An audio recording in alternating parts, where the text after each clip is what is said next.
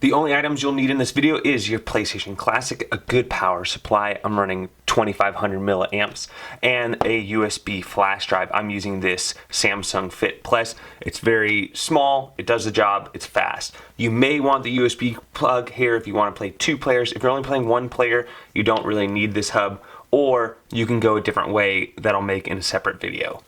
So we're going to go ahead and download this free FAT32 file formatter for all of you so you don't have to pay for anything. Go ahead and format your USB drive. You put it in your computer and you formatted it FAT32. And then we named it Sony, all capitals S-O-N-Y. We then need Autobleem. Go ahead and go to the website. Links in the description to the website. We're going to download the full version so you can do all countries. You can probably get away with clean if you want something smaller. Go ahead and save it. After you download Autobleem, go ahead and right click it. Use a program called 7-zip or WinRAR and go ahead and just extract here, or you can extract it into its own folder. And you should be left with a folder once it's done, like this. Now we're going to transfer everything from the extracted Autobleem to our formatted FAT32. And remember, the name of this drive has to be Sony, so you can right click it and rename it. Now, as far as ROMs, if you just do a Google search, there's tons of ROM sites out there. Yes, there's adware. You got to get your ways around it. There's Arcade Punks. There's many websites. And I'm sure people in the description and the comments of the video will help you as well. Here's a little build I have with just a ton of PS1 games. So I already had the file extensions PBP files as well as BinQ files.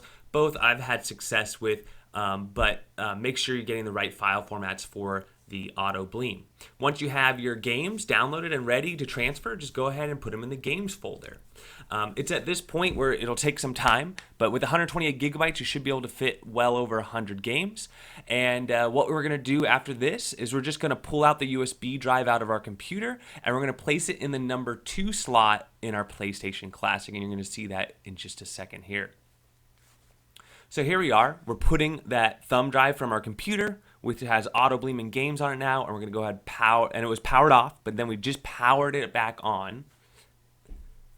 And you'll see when we load up, it's now Autobleem. It's not the PS Classic. It's going to take a little bit of time to see how it says importing internal games, and then we got a couple more steps.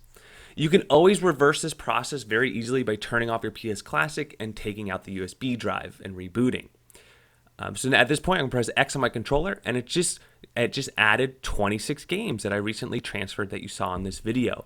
I then can either hit Select to go to Options, if you want to change any of these options out, add a theme, all sorts of advanced stuff like that, but I'm going to keep it basic, and I'm going to hit Start on my controller. At this point in the video, I want to show you what happens if you want to play with 2 players. Well, just get a USB hub. If you have a good power supply, you should be able to handle a USB hub. Otherwise, you can get a powered USB hub where the USB hub itself has a power source. I'm going to go ahead and link in the description the USB hub for a lot of you that want to play 2-player games. And as I mentioned, you can get this so it goes out the back of the system, but this to me is by far the easiest way for this setup to work. I'm now going to show you a game, Area 51, great shooter game. Doesn't look that great on the PlayStation 1, but you know, with all the Area 51 raiding going on right now in pop culture, this might prepare us for the raid.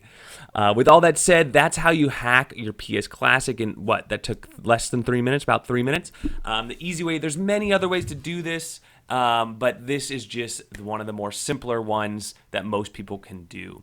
I hope you enjoyed the video. Let me know if you have any questions. Don't forget to like and subscribe. Again, most of the links and the items will be in the description below to help you out, and we'll catch you on the next one.